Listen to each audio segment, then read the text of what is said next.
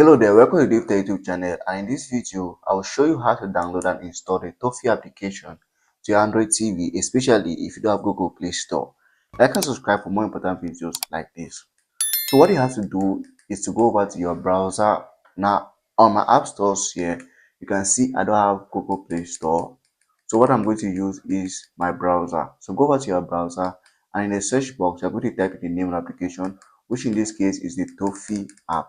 So just go ahead and type in Toffee app. Now to save time on this video, I'm just going to choose the suggestion here, which is Toffee app. So I'll click on it, and as you can see on my screen, this is the many options showing on my result page. Now the first option is the web version of Google Play Store, and yes, you can install the application from here even if you don't have Google Play Store. All you have to do is to click on it and click install, and it's going to start downloading.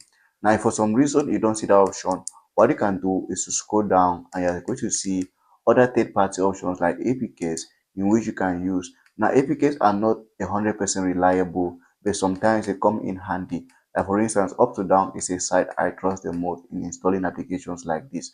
So if I did not have the Google Play version of it, I'm going to use Up to Down.